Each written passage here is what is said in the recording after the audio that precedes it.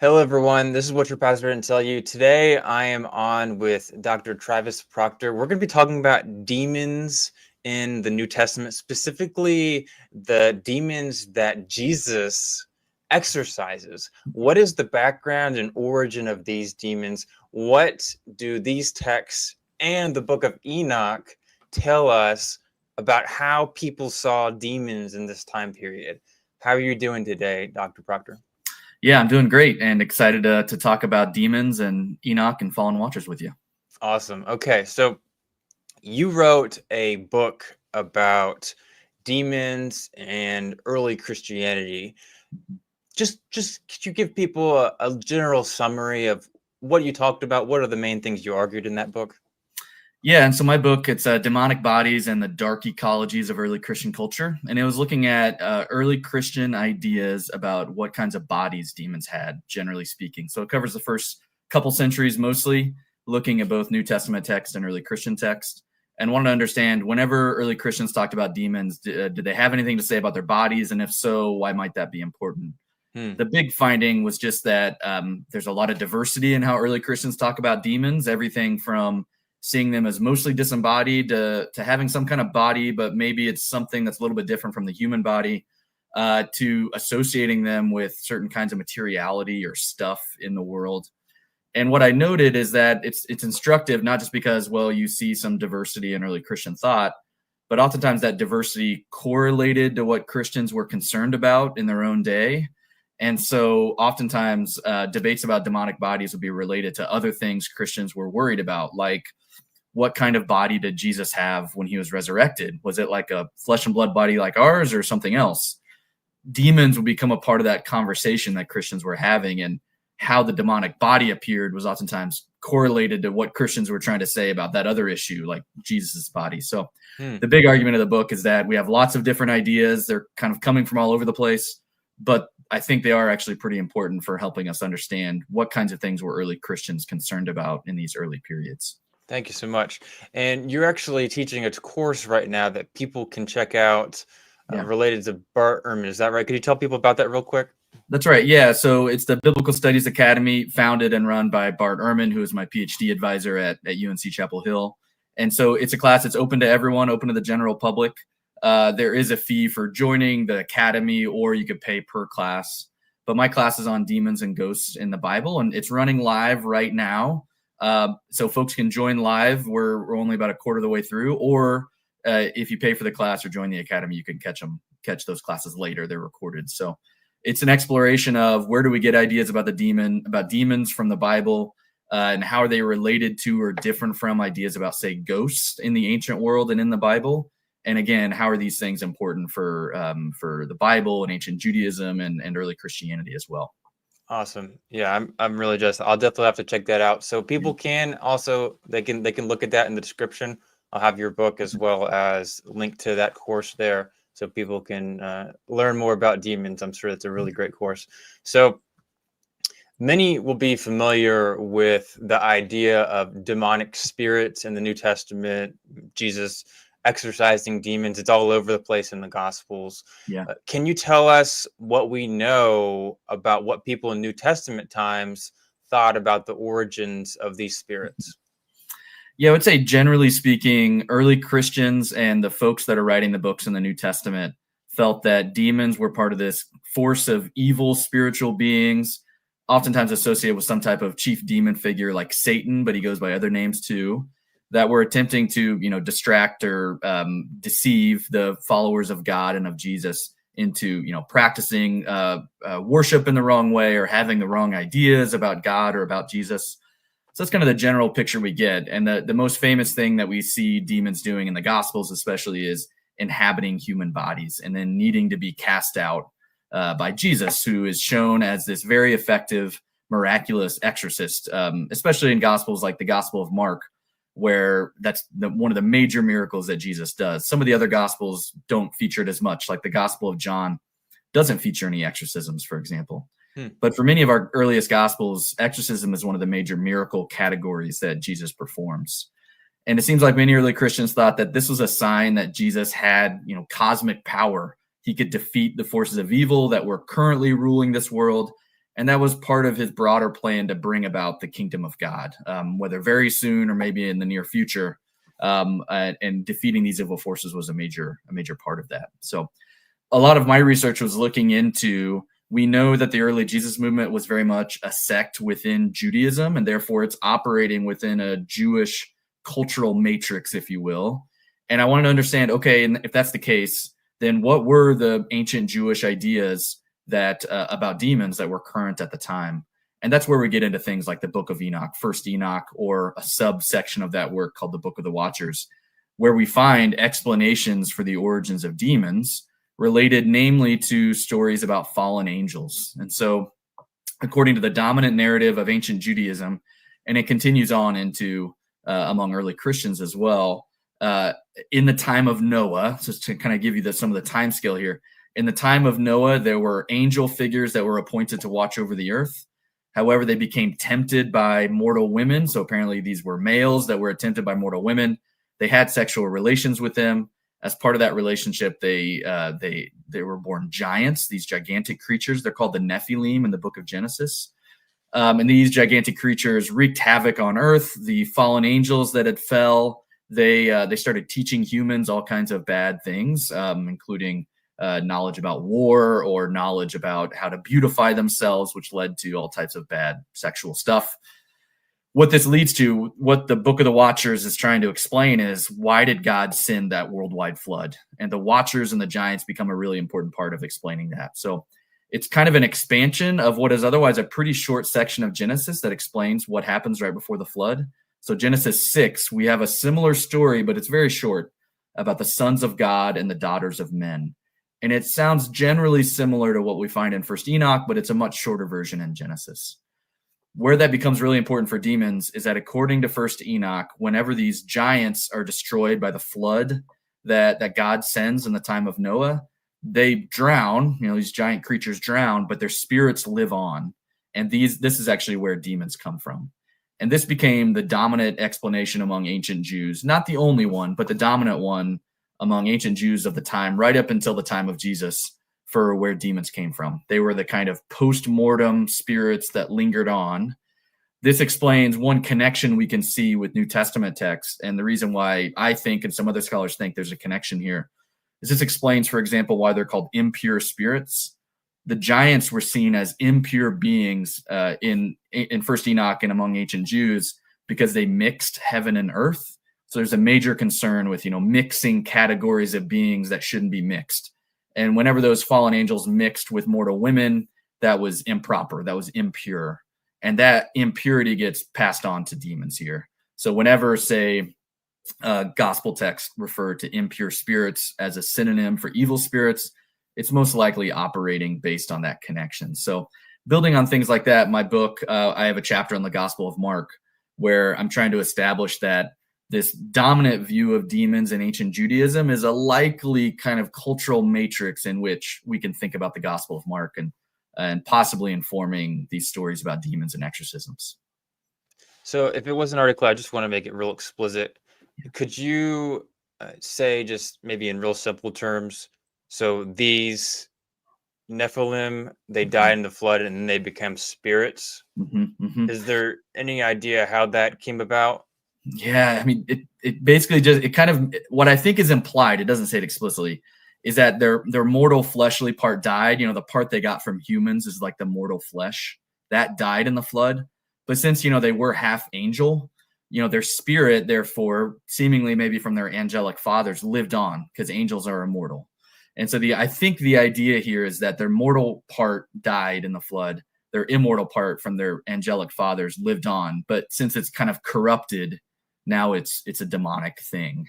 And so that's where that demonic spirit ultimately comes from. So I think that's the logic behind it. First Enoch never really spells that out, but I think that's what's going on in the background. Yeah, that makes a lot of sense. All righty. So you've cited from this Book of Enoch, and people might be thinking, okay, well, the Book of Enoch, it's not specifically mentioned in the Gospels, and it's definitely not in the Gospel of Mark. So people might be like, okay, like, where are you getting this from? Why would you conclude that the Book of Enoch is influencing or the understanding of demons of this time? compared to some other text or Greek society or something like that?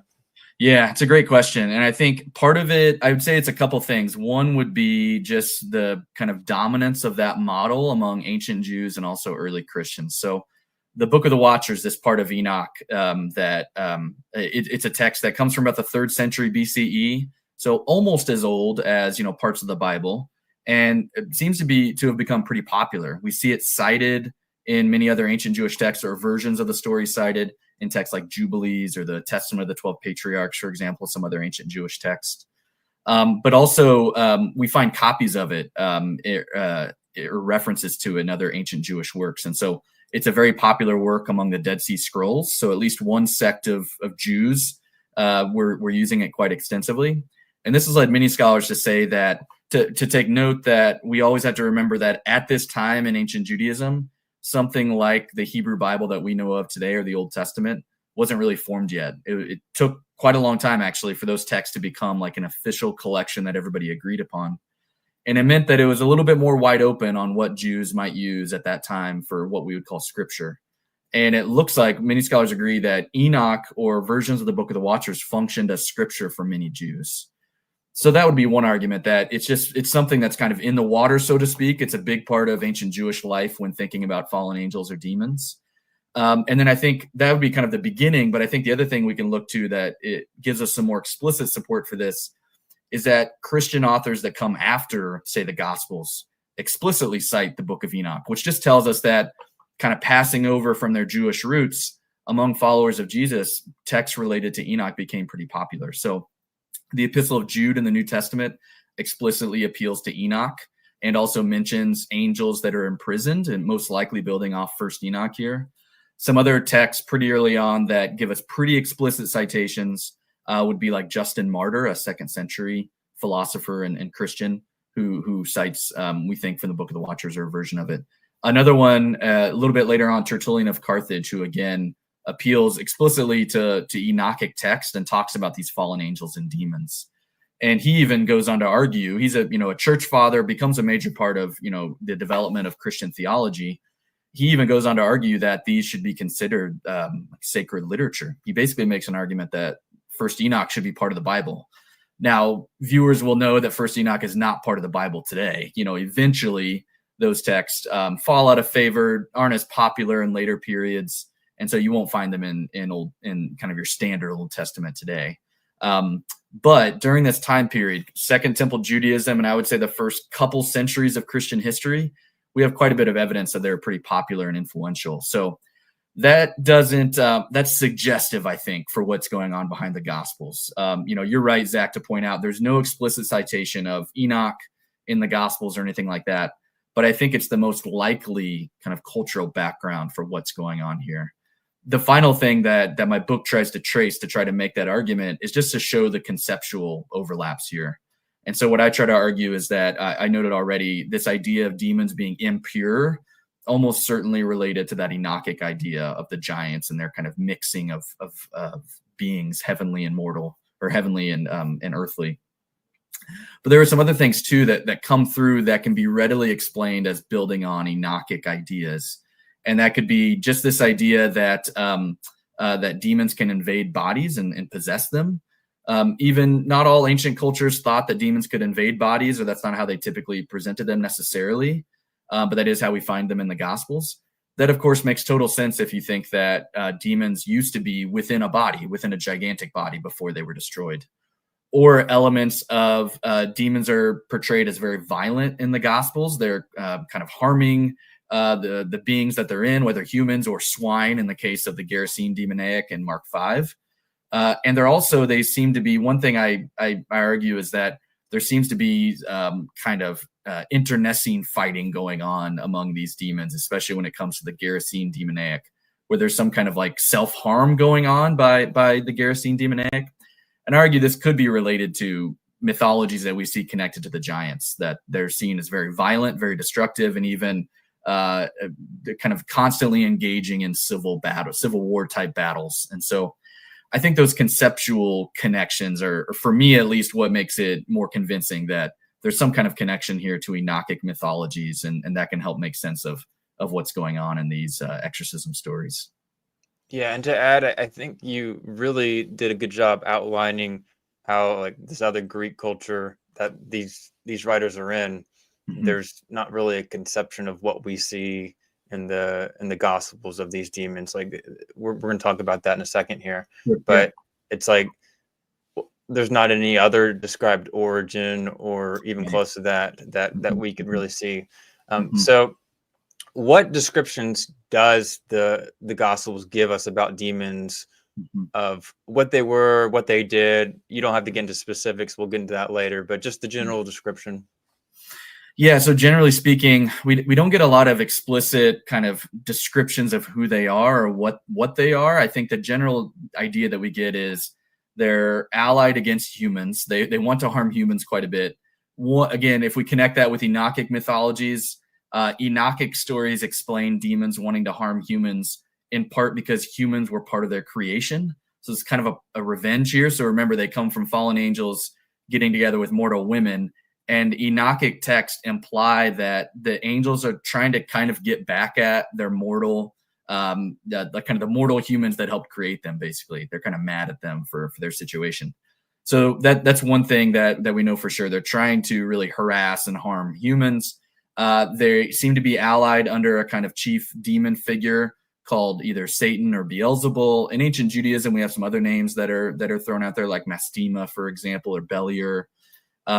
But in early Christianity, we start to get this idea, a more formal idea that Satan is this chief demon figure that is leading demons. So they're under a chief demon figure. Usually it's thought to be a kind of apocalyptic system, meaning, and this is going back to Enochic demonologies too, why are demons able to harass humans? Like, why is God allowing that? Well, ancient Jews and early Christians thought that, well, God is kind of temporarily allowing evil forces to have some sway on this earth, but he's going to intervene, hopefully very soon, perhaps through a messianic figure, a Messiah, to defeat the forces of evil and cast them out.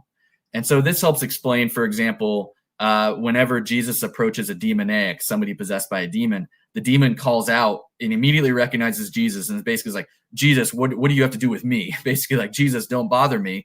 Well, it's because the demons know that their time is short. They know that God is only temporarily allowing them to do this thing they're doing, possessing humans. And this guy, Jesus, has the power to cast them out. And that's kind of the beginning of the end for them. And they know that. So they're really worried about Jesus's coming here. So that's another thing we know. They're part of this apocalyptic framework where the end is probably coming soon and they're going to be defeated as part of that final defeat. And then the other main way that we see them is just by inhabiting bodies, like I talked about, this possession. That's something we find in other ancient cultures and other cultures up till present day. The idea that some harmful spirits might possess a body, and that's kind of the thing that the Gospels really emphasize. So the Gospels don't give us a lot more detail about what these demons are. You know, we have some things like there's one throwaway line in Luke that seems to imply that they like desert spaces, for example. And in other New Testament texts, we maybe get some other clues about what these demons may be up to, like 1 Corinthians, Paul's letter. He implies that demons might be involved with Greco-Roman sacrifice, which is actually something I talk about in the book. That becomes a major theme in early Christian literature, demons partaking of sacrifice. But then beyond that, it's hard to say, like, is that because they enjoy it or something? You know, it's hard to say. So the Gospels don't go into a ton of detail of exactly who these demons are, but we at least get a few kind of hints as to what they're up to and what their purpose is. Yeah, right. And how do these demons, that we see in the Gospels, how do they, how do they compare to like the Greek Roman world of how they saw demons? Yeah, it's a great question. And I think I'll answer it in kind of a divided way, because I think it's important to note that in the ancient world, there are some important differences between, say, like intellectual or philosophical audiences and maybe kind of your normal everyday folks on the ground, so to speak. And I would say when it comes to the former, say, intellectuals, philosophers of the Greco-Roman world, we often find this term demon used in a much more neutral way, that is used to some type of divine force. Could be good, maybe sometimes could be bad, maybe ambivalent. And so we see it show up. That one of the famous stories is Socrates' daimon uses the same Greek word, or one of the same Greek words that we see in the Gospels, daimon, but it's referring to Socrates having like a divine force in him that encourages or discourages him from doing things. But it's a good force. It's kind of causing him to have wisdom in the world, let's say. So clearly that is not the idea we find in the Gospels. And so that's a really kind of different picture. Or another famous example is in Homer's Iliad, for example. At one point, it uses the word daimon to refer to Aphrodite, one of the major goddesses of the Greco-Roman pantheon, of the Greek pantheon. And when it's referring to her intervening on the battlefield. But it seems to be because she's kind of unknown. People don't know who's intervening. And so they refer to her as some kind of daimon. And it clearly means just like some divine being that we don't know who it is. So that's a couple of examples that, generally speaking, in the broader Greco-Roman world, daimon could often be used to a more neutral, maybe even sometimes benevolent divine force. Some intellectuals use it for like good gods and not just for, say, evil spirits. That said, we do have some evidence that there were some other Greco-Roman thinkers, or maybe more folks, kind of like everyday folks that weren't, attending philosophical academies, that did sometimes use this word demon for more, at least maybe more ambivalent or harmful spirits.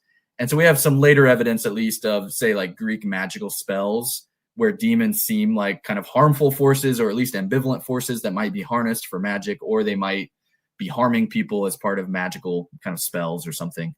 And we also start to see some Greco-Roman authors. Some of my other work has explored how authors like Porphyry of Tyre, who is a later Neoplatonic philosopher, he starts to use that term demon almost in ways that sound kind of more like a Christian way of using that term, in reference to at least some evil spirits.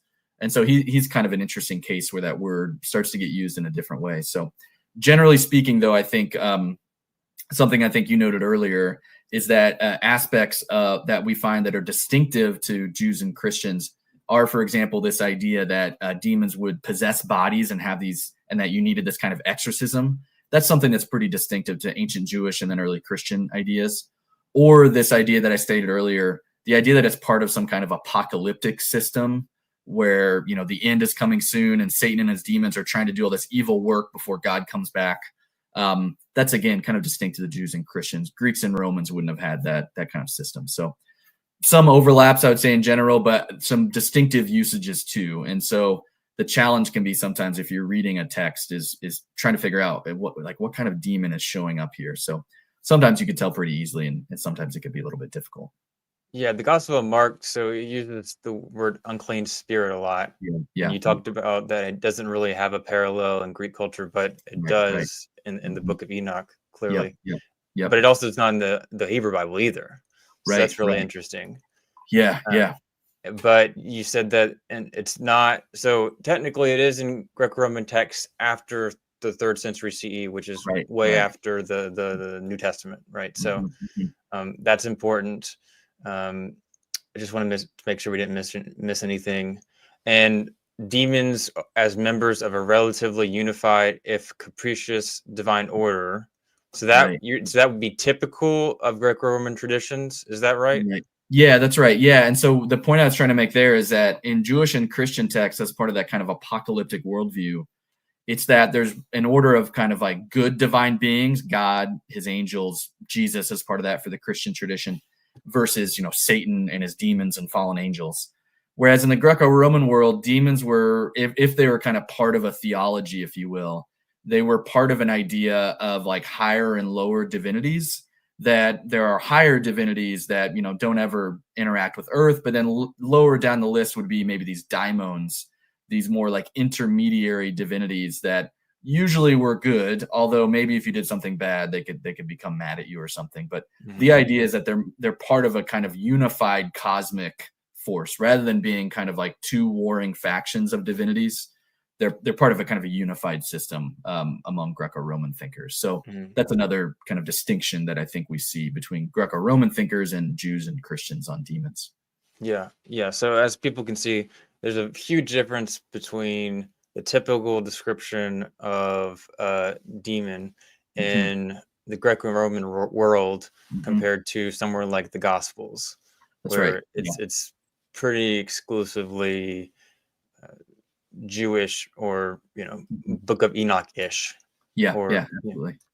Mhm. and okay, so what evidence is there specifically in the Gospel of Mark that it had points of contact with Mhm. the Enochic world?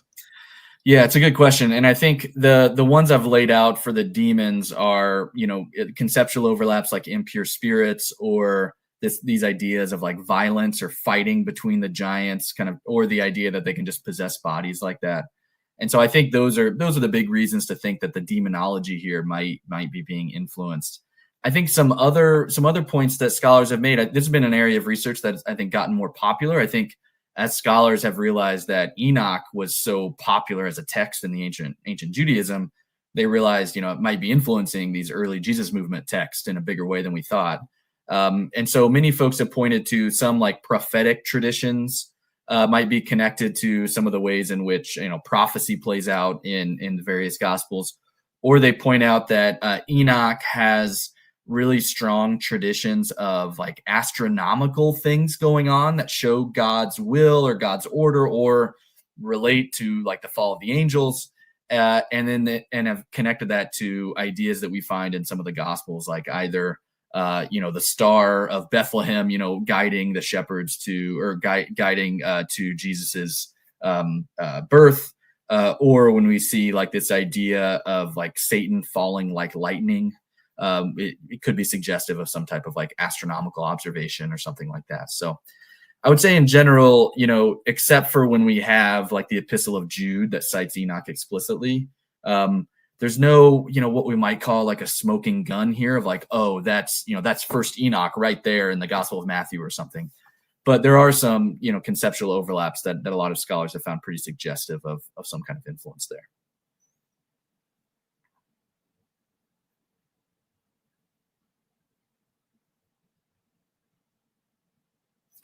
Oh, I can't, Zach, I think you're muted. Yeah, so you went into really big detail in your book about this topic. So I wanted to maybe scratch the surface just a little bit, but people can obviously check it out.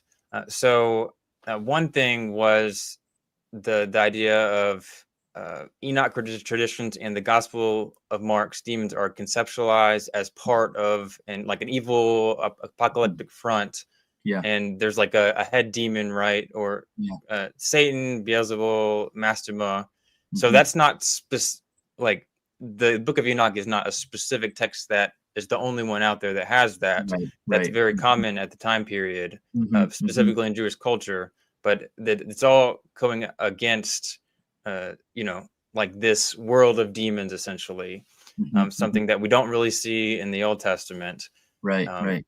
could you talk about like what the purpose of that was in the Mm. Gospels? Because Mhm. like the Gospel writers are including this Jesus attacking Mhm. exercising these demons. What is the purpose behind? Yeah. Why do they include those in there? Yeah, it's a great question. And I think, especially for the Gospel of Mark, and part of the reason I chose that one to focus on is that it's a really key part of establishing Jesus's cosmic power and establishing that he is, defeating the forces of evil, and therefore he is inaugurating the kingdom of God in some way. It was a very common ancient Jewish belief that whenever the kingdom of God comes, there will be no evil that will be wiped out. The forces of evil will finally be, taken care of. So that would be what we might call the theological importance, establishing Jesus' identity as a cosmically powerful healer and authority. What I might call like the social significance, I think, has to do with navigating, let's say, what I might call kind of Jewish identity in a Roman world.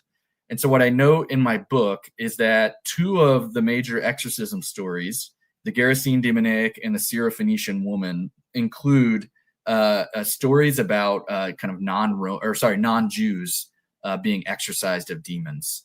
And what I find fascinating is that both of them, I think, in their own way, are navigating the relationship of Jewish identity in a Roman world. So the Syrophoenician story, for example, a Syrophoenician woman asked for exorcism of her daughter. And at first, Jesus is actually really resistant in a way that we might read as like pretty rude, actually. Jesus says, we don't throw what is holy to the dogs, basically implying like, I'm a Jewish exorcist that has the power of the Jewish God Yahweh. I'm not just going to give that away to a non-Jewish person. Kind of, she's the dog in this scenario. And she responds and she says, well, even the dogs eat the crumbs from the table. So basically kind of like, let me have, some of what's left over of your cosmic power, let's say. And he accedes to her wishes at that point. And so what I get into in a little bit in the book is what's important to note is the kind of ways in which Jews had to navigate their own identity in a world where Roman forces were occupying their lands. And that became a major issue for many Jews. And especially, how do you relate to non-Jews in that territory? And so when Jesus encounters the Syrophoenician woman, he's basically a powerful Jewish exorcist encountering a non-Jew that's in land that Jews felt was promised to them by Yahweh. So this is a kind of a theological problem for them, that Jews don't control the land that they're supposed to control. Other people, non-Jews, are on it. And how do we navigate that? This seems to imply that while Jesus resists it at first, he's at least open to the idea of kind of including them in this mission.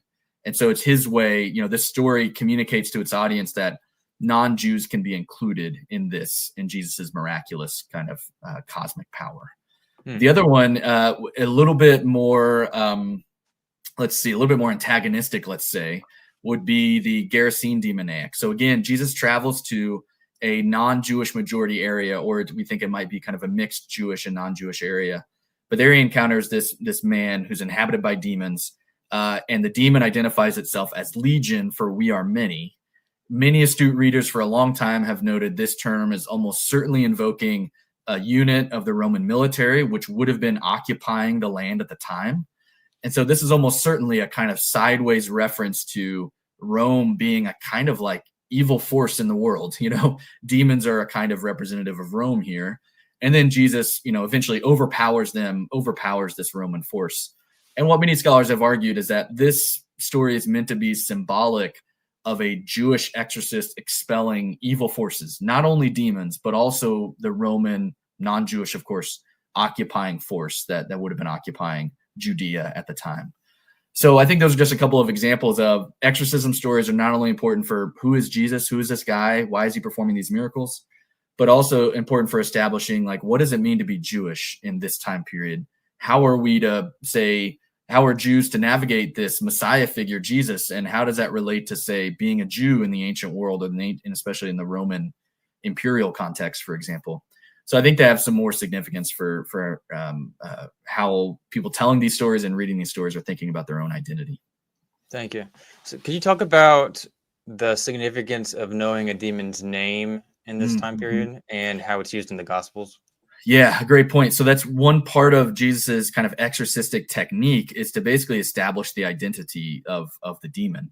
So we know from the Gerasene demoniac, at least, we have this idea of knowing Legion as its name. And one thing that we know from other ancient Mediterranean texts is that it was very commonly understood, whether for humans or for like cosmic spirits or something, to know the name of somebody meant that you could have power over them. And this is just, and we could just think in like a really practical way, is that if you know somebody's name, you could put it as part of, say, like a magical spell. And this is the reason why many people would be hesitant to, say, reveal their full name. So if in the ancient world you have multiple names, for example, you might just go by, say, your first name or a nickname or something like that. So you don't really want people to know like your full name, like, your family name, if you have a middle name, or you might have multiple family names. That's not something you really want to broadcast all the time. And it's thought to be in part because people thought that knowing the name of someone really gave you power over them, or potentially did. And I think that's related then to, why do exorcists oftentimes establish the name of the demon? It's related to this idea that having the name of it means that you can have some power over it. We see this show up in other ancient Jewish texts, like the Testament of Solomon is this fascinating text where kind of a legendary story about Solomon the king, and he's just like asking the name and backstory of every demon he encounters. And as soon as he has that information, he uses magic basically to bind them and to make them work for him. And so it's a very explicit, storytelling technique here but operating on that idea that if you know the name of something, you can have some power over it. Oh, I love Solomon, that backstory. That's a good one. Yeah. So there is an interesting element that you talked about in the idea of the Watchers in Enoch, where naming differentiated the hosts and the Right, right. spirit. What Mhm, do you mhm. think about that? What made you come to that conclusion? Yeah, and so what I was arguing is that there's an interesting part, especially in that Gerasene demoniac story. There's this really fascinating part where if you're reading in the original Greek, and sometimes it comes through in the English translations too, where it's clear that the narration switches between like the demoniac speaking, like the human who's being inhabited by the demon, and then the demon speaking, and it kind of it almost kind of confuses the two, if you will, but maybe intentionally there. And what I argue is that I think in the kind of ancient worldview, whenever a demon inhabited your body, it was really thought to be kind of swallowing you up, like you kind of cease to exist in a real way. The actual word that's used in Greek, we in English we would say like a person having a spirit, but the actual Greek is something like a person in a spirit or in a demon. It's a different preposition actually that it kind of implies a kind of you getting swallowed up by the demon that's possessing you. And the reason why I think that's important is that that then functions for Jesus as a way to whenever he establishes the name of the demon, he's kind of separating out the two entities because at that time they're completely fused. And so, in order to do an intent or a successful exorcism, you really need to differentiate the two beings, the demon and the human, and that's ultimately what Jesus is successful at doing, and that's what makes him a successful exorcist. Thank you. Could you talk about the aspects of a natural strength as well as Mm-hmm. demons being like self-destructive, how Yeah, that yeah. relates from the Gospels to the Book of Enoch?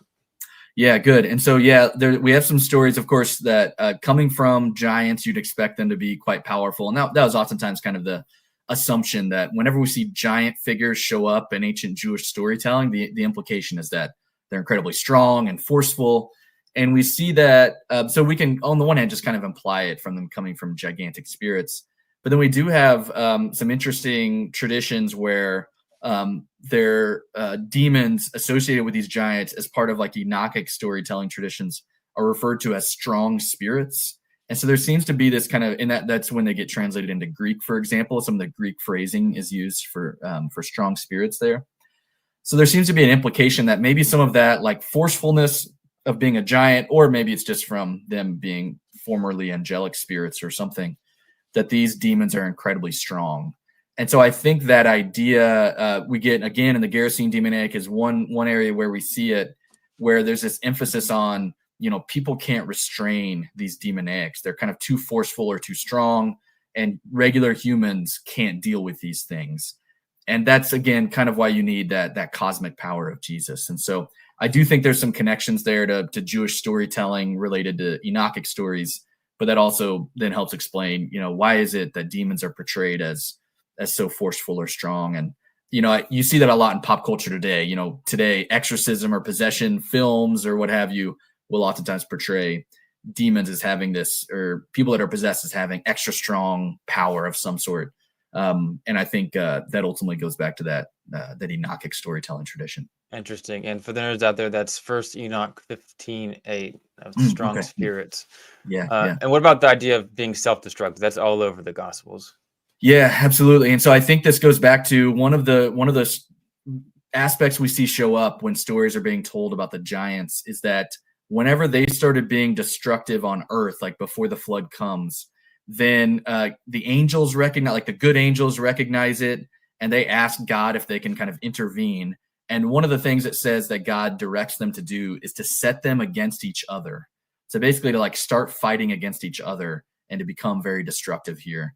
And so this kind of helps explain what kind of chaos is going on that then leads God to intervene with the flood. But I think then it could have some explanation for the Gerasene demoniac being portrayed as like self-harming, or other demoniacs where there's like this implication that demons are using their strength. They're very strong to kind of throw this human body around, but it's not in like productive ways. They're not like using this strength to like, I don't know, help build buildings or something, right? It's always like to harm the human that they're currently controlling, so it is kind of this odd behavior in a way. And the way I would explain that, at least one potential explanation, is that, well, these giants are well known for being kind of self-destructive. And so even though they have this body, they're kind of almost destroying it too. The Gerasene demoniac is well known for living in the tombs because he's become kind of so uncontrollable that other people don't want to be around him. He's been ostracized or he's found some other space. So I think that's a big part of it. And it's one reason why, when other scholars have tried to explain, like, why are demons possessing bodies here? Sometimes they'll try to explain it based on pleasure, like, oh, demons just want this body to experience pleasure, or they particularly enjoy being in human bodies or something. And I don't find those as persuasive because, well, at least the storytelling traditions we have portray demons as doing not pleasurable things. They are kind of like constantly seemingly at war with themselves. And so I think that's a tradition that could go back to those giants, kind of infighting. Yeah, that's really interesting. So there's a number of different passages, but just for people's curiosity there. So there's the Gerasene demoniac who's always howling, bruising himself with stones. Mark 5:13, the swine's self-destructive plunge into the sea. They literally go and basically kill themselves. And the hailing of a boy with the mute spirit, it's Mark 9:14-29. The spirit seizes him, it dashes him down, and he foams and grinds his teeth and becomes rigid. The possessing spirit, however, sends the boy into something and throws him on the ground. When Jesus asks the father how long the spirit afflicted the boy, the father responds that it has often cast him into the fire and into the water to destroy him. So these demonic spirits aren't very nice, are they? Yeah, that's right. Yeah. And again, kind of odd if you think about it, that like the demon is inhabiting this body while these things are happening, and so that's kind of why I thought thinking about it as a way of like infighting, if you will, self-destructiveness, I think actually can make at least some sense of what's going on there. Yeah, it is interesting how there's the one scene where it goes from the demon, what is it, Legion, to the pigs. It's like, these demons gonna go and run off, right? Or he's gonna go do something else. No, he goes and gets into pigs and just kills himself, right? Yeah, that's right. Yeah. I mean, one of the strangest stories I think in the Gospels, and it's a really fascinating one because it's not really clear if, like, I think ultimately whoever's writing the Gospel of Mark probably thinks that Jesus kind of wins this interaction. But like on the surface, it's not totally clear because Jesus kind of weirdly kind of allows them to go into pigs, but then this leads to the pigs' destruction. And that kind of gets Jesus in trouble because then if understandably, the local pig farmers are very angry with what just happened. And so now they want Jesus to kind of get out of there. And so there's this interesting way in which, like, was Jesus maybe tricked here? Like, did the demons destroy themselves? And so ultimately Jesus kind of won that. Or was it that they wanted to go into the pigs so then they could destroy him so maybe they could survive? Maybe they survived that just like they survived when the giants got drowned in the flood, potentially. And so, I think, it's hard to say, I think, ultimately with that story. But I think you could explain it as that this is just, again, their kind of self-destructiveness, run amok in the same way they're casting, innocent boys into fires and making them grind their teeth. They're also making these poor pigs, drown in the water. Thank you.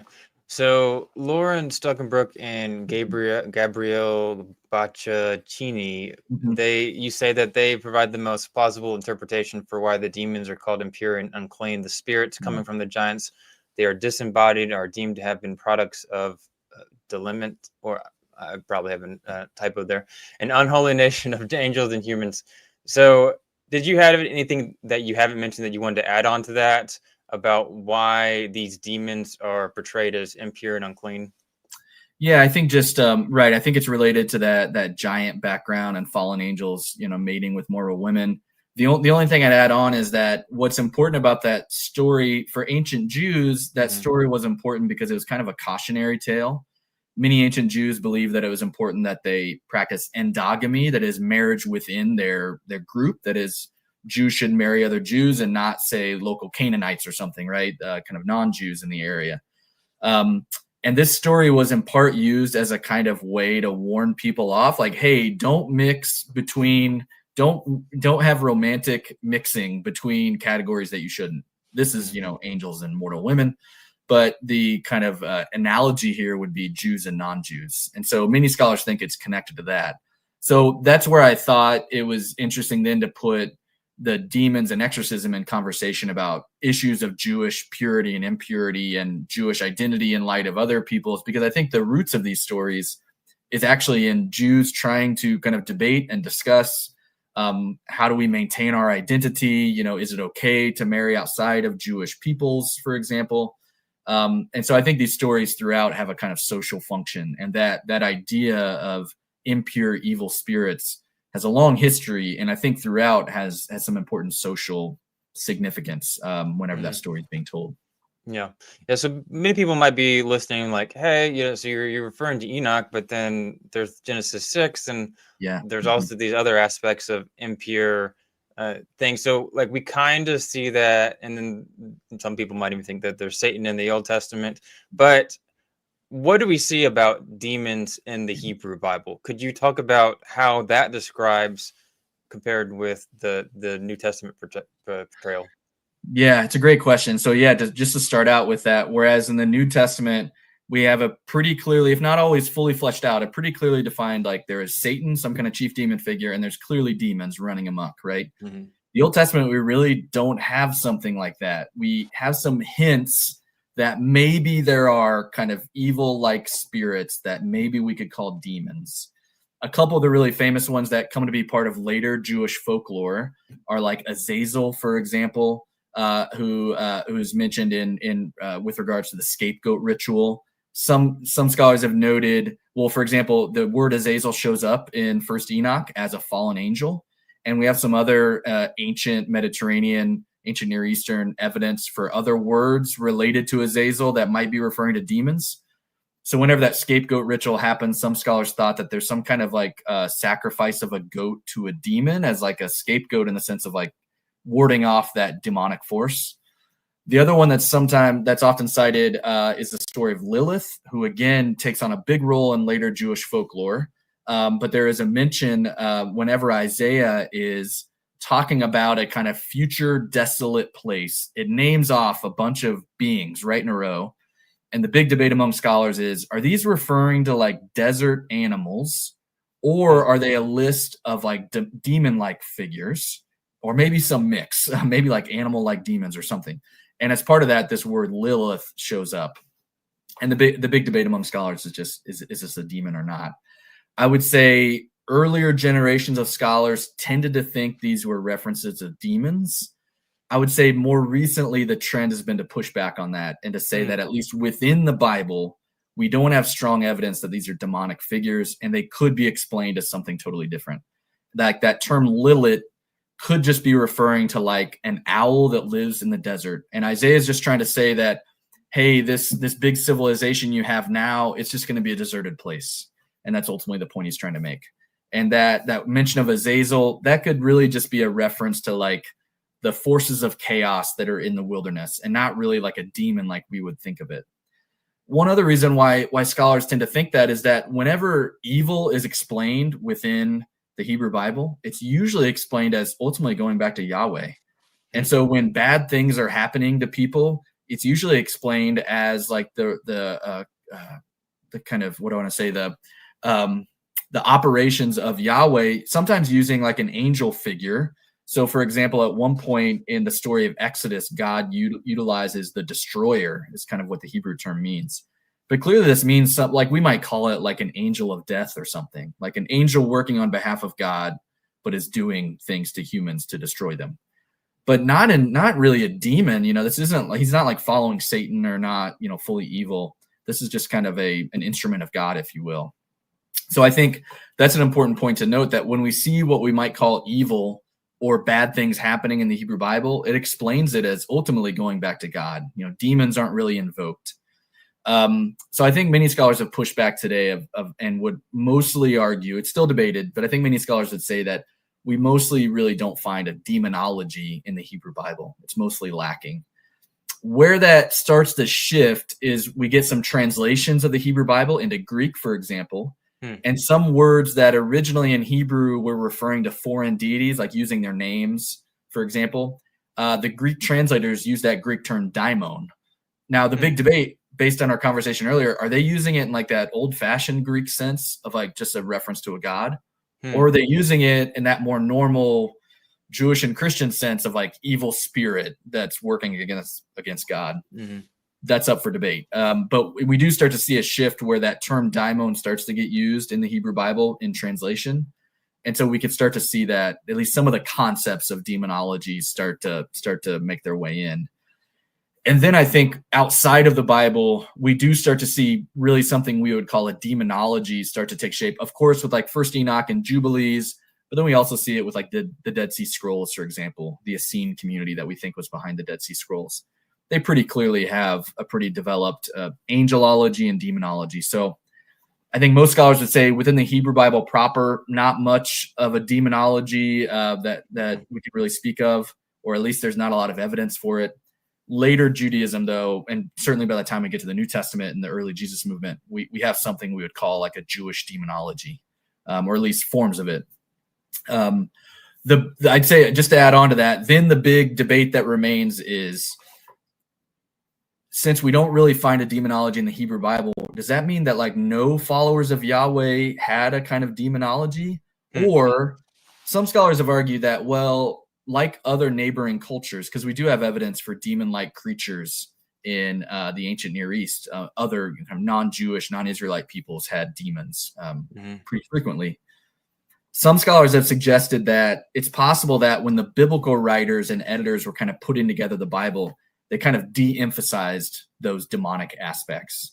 So they would say maybe that Azazel figure was a demon, or maybe Lilith was a demon in ancient Israelite, ancient Jewish culture, but these kind of religious leaders weren't too comfortable with those ideas. And so they kind of downplayed them whenever they edited the Bible, or the stories they collected didn't feature those demonic figures. So yeah, I think that's possible. It's really, it's hard to say, I think, for sure. But so I think the one thing we have to always keep in mind is that the Hebrew Bible is a selective anthology. And so even if the Hebrew Bible doesn't really have a developed demonology, it's still an open question on whether followers of Yahweh of the ancient world, it's possible they had their own forms of demonology. They just didn't kind of make it into their religious scriptures. Yeah. Yeah. So there's a lot of really good information there. Thank you for that. So I have an interview on the topic of Satan, whether we see that in the Old Testament, Genesis, Job, the Satan. What does that actually mean? What are they talking about there? And something I didn't hear you talk about is, I've heard a number of scholars, feel free to let me know if you disagree, that they would say that the concept of a demon, if it was in this time period, in these specific biblical texts, that it wasn't necessarily seen as like an evil figure, and certainly not like some cosmic bad guy topic, Satan like, and then controlling the other demons, right, that were also really evil. They were more seen as like kind of like chaos creatures that did a lot of things that weren't good and were chaotic, but that's not necessarily evil. Would you agree with those concepts? Right. Yeah, I think that's a possibility. And I think that's the big debate where we see, like in Isaiah, that kind of string of like kind of characters or beings that are named that are going to be in the desert, or that figure Azazel again. That's where even scholars who are suspicious of whether it's like a demon proper would still say that it's very plausible that it's like a representative of chaos. So I think I'd agree with that point, that it's still possible, maybe even likely, that they have these concepts of like, I don't know, we might call them like forces of chaos or forces of like uncertainty. And we do have, again, this is heavily debated, where we have references to, in English, you'll see it translated as like plague demon. And again, the kind of debate among scholars is like, how personified is this? Yeah. Is this some like actual demonic being that then is carrying the plague with it? Or is it more just like a way to refer to the spread of disease in a like semi-personified way, So I think that's fair. I think if we do have any kind of demonology showing up here, it is more of like personification of cosmic forces in a that's left somewhat underdeveloped, meaning it's never really clear on like, is this some broader system of demon-like figures or not, or is this just some way of explaining forces of evil or chaos or something? So I think that's a plausible interpretation. Yeah. Interesting. So in the New Testament, in the Gospels, there's all kinds of exorcisms. It's just like in your face, compared to the Hebrew Bible, where we don't really see exorcisms at all, or I'm not aware of any even concept of that. When does this idea of exorcisms begin, if it isn't in the Old Testament? Yeah, great question. I think let's see, I'm trying to think of what our earliest evidence would be.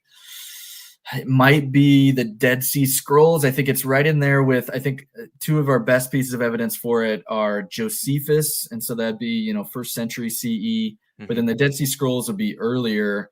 So there's some debate on exactly how they're imagining it, but it's very clearly ideas of like demonic affliction. And sometimes it's unclear, are these demons possessing the body or maybe just like afflicting it from the outside, if you will. So I think that's a little bit debated, but I think certainly by the time we get to probably the 2nd or 1st century BCE, I think we have good reason to think that there are these ideas that that there are demons afflicting people within Jewish cultures, or at least some Jews are kind of holding to that idea. And I think we have the precedent for that too, in like the Enochic stories and Jubilees. They clearly have an idea that demons are like harassing people. They don't necessarily have the possession stories, but they do have this idea that demons are harassing people in some way. So I think that's around when we start to see it, and kind of in kind of a little bit later Second Temple Judaism, we start to get some hints that Jews are thinking that demons are harassing people and maybe even possessing them. And then we get some Josephus's, let's see, I think it's his Jewish War, gives us explicit attestation to there being like Jewish exorcistic techniques. And so I think that's one of our earliest places where we know for sure that we're seeing that. Yeah, so one of the fun texts that you mentioned was in the Dead Sea Scrolls. We have basically exorcistic text where it basically tells you how to exorcise a demon. And then if you compare that with Jesus, which there's a question of like, okay, how would Jesus know how to exorcise a demon? I mean, unless if you just say, hey, he's God, or like where he learn these strategies. That's a really fun conversation. Maybe someone wrote a book out there. But so that was just a side note that came to my mind. But keep going. So what would you say is the difference between demons as described in Enoch and the Gospels compared to how ghosts are seen? Yeah, a great question. So I think in the ancient world, sometimes there's overlap in these categories. Like sometimes some Greek authors will use that term daimon really to refer to ghosts. But generally speaking, especially if you're in a Jewish or Christian context, demons are these post-mortem spirits of giants who were destroyed long ago. Ghosts are thought to be, similar in that sense of like these are spirits of formerly living things. So they are kind of a ghost in that way. But then ghosts more generally are used for, people who have the spirits of people who have passed on, but who for one reason or another have not gotten that kind of proper transition to the underworld or the afterlife or what have you. And so ghosts, one of those ideas that we see show up across a lot of ancient cultures. There's some interesting, I think, overlaps there. Yeah, where we do maybe see some overlaps is just the idea that some ghosts, especially if they didn't have a great end, or if they maybe have some unfinished business on this earth, are thought to be potentially harmful. And so that's where like demons and ghosts are sometimes playing, similar roles in storytelling, let's say. But I think what distinguishes them ultimately is just their origins of where they're thought to come from. I see. Okay. So would you say they do have, do we have ghosts inhabiting people's bodies and like controlling them?